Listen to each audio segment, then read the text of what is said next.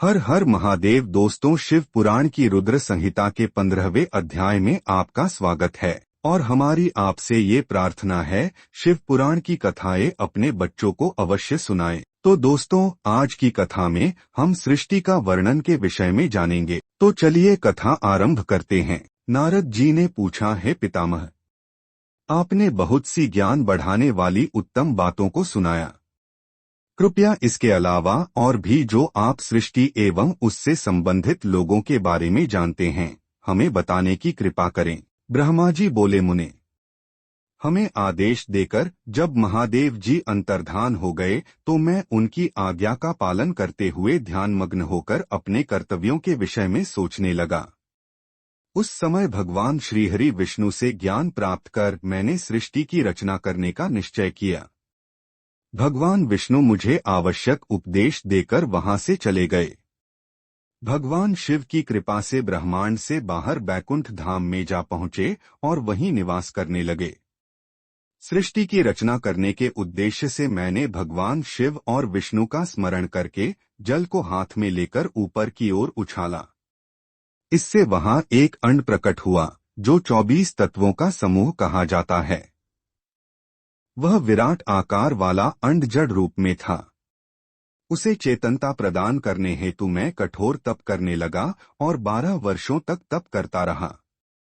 तब श्रीहरि विष्णु स्वयं प्रकट हुए और प्रसन्नता पूर्वक बोले। श्री विष्णु ने कहा, ब्राह्मण, मैं तुम पर प्रसन्न हूँ। जो इच्छा हो वह वर मांग लो। भगवान शिव की कृपा से मैं सब कुछ देने में समर्थ हूँ। ब्रह्मा बोले, महाभाग, आपने मुझ पर बड़ी कृपा की है। भगवान शंकर ने मुझे आपके हाथों में सौंप दिया है। आपको मैं नमस्कार करता हूँ। कृपा कर इस विराट 24 तत्वों से बने अंड को चेतना प्रदान कीजिए। मेरे ऐसा कहने पर श्री विष्णु ने अनंत रूप धारण कर अंड में प्रवेश किया। उस समय उनके सहस्रों मस्तक, सहस्र आंखें और सहस्र पैर थे। उनके अंड में प्रवेश करते ही वह चेतन हो गया। पाताल से सत्यलोक तक अंड के रूप में वहां विष्णु भगवान विराजने लगे। अंड में विराजमान होने के कारण विष्णु जी वैराज पुरुष कहलाए। पंचमुख महादेव ने अपने निवास हेतु कैलाश नगर का निर्माण किया। देवर्षि, संपूर्ण ब्रह्मांड का नाश होने पर भी बैकुंठ और कैलाश अमर रहेंगे, अर्थात इनका नाश नहीं हो सकता। महादेव की आज्ञा से ही मुझमें सृष्टि की रचना करने की इच्छा उत्पन्न हुई है। अनजाने में ही मुझसे तमोगुणी सृष्टि की उत्पत्ति हुई, जिसे अविद्या पंचक कहते हैं। उसके पश्चात भगवान शिव की आज्ञा से स्थावर संज्ञक वृक्ष, जिसे पहला सर्ग कहते हैं, का निर्माण हुआ, परंतु पुरुषार्थ का साधक नहीं था। अतः दूसरा सर्ग तिर्यक स्रोता प्रकट हुआ। यह दुखों से भरा हुआ था। तब ब्रह्मा जी द्वारा ऊर्ध्वस्रोता नामक तीसरे सर्ग की रचना की गई।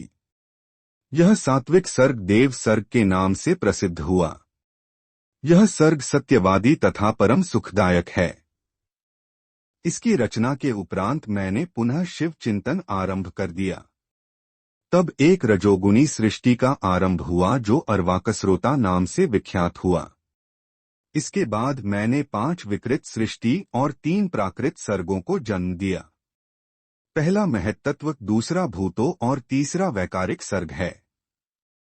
इसके अलावा 5 विकृत सर्ग हैं। दोनों को मिलाकर कुल 8 सर्ग होते हैं। नवा कौमार सर्ग है, जिससे सनत सनंदन कुमारों की रचना हुई है। सनत आदि मेरे 4 मानस पुत्र हैं, जो ब्रह्मा के समान हैं। वे महान व्रत का पालन करने वाले हैं। वे संसार से विमुख एवं ज्ञानी हैं। उनका मन शिव चिंतन में लगा रहता है। मुनि नारद, मेरी आज्ञा पाकर भी उन्होंने सृष्टि के कार्य में मन नहीं लगाया। इससे मुझ में क्रोध प्रवेश कर गया। तब भगवान विष्णु ने मुझे समझाया और भगवान शिव की तपस्या करने के लिए कहा। मेरी घोर तपस्या से मेरी भौहों और नाक के मध्य भाग से महेश्वर की 3 मूर्तियां प्रकट हुईं, जो पूर्णांश सर्वेश्वर एवं दया सागर थीं और भगवान शिव का अर्धनारीश्वर रूप प्रकट हुआ। जन्म मरण से रहित परम तेजस्वी सर्वज्ञ नीलकंठ साक्षात उमावल्लभ भगवान महादेव के साक्षात दर्शन कर मैं धन्य हो गया। मैंने भक्तिभाव से उन्हें प्रणाम किया और उन्हें प्रसन्न करने के लिए उनकी स्तुति करने लगा। तब मैंने उनसे जीवों की रचना करने की प्रार्थना की।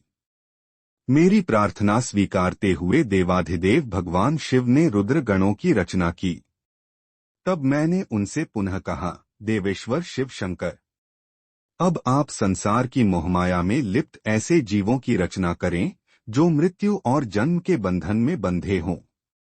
यह सुनकर महादेव जी हंसते हुए कहने लगे। शिवजी ने कहा, हे ब्रह्मा, मैं जन्म और मृत्यु के भय में लिप्त जीवों की रचना नहीं करूंगा, क्योंकि वे जीव संसार रूपी बंधन में बंधे होने के कारण दुखों से युक्त होंगे।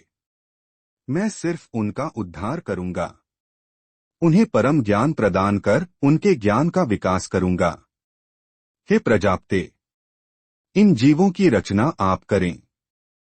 मोहमाया के बंधनों में बंधे इस प्रकार के जीवों की सृष्टि करने पर भी आप इस माया में नहीं बंधेंगे। मुझसे इस प्रकार कहकर महादेव शिव शंकर अपने पार्षदों के साथ वहां से अंतर्धान हो गए। तो दोस्तों, आज की कथा यही समाप्त हुई तथा शिव पुराण की आगे की कथा जानने लिए हमारे चैनल को सब्सक्राइब अवश्य करें। हर हर महादेव।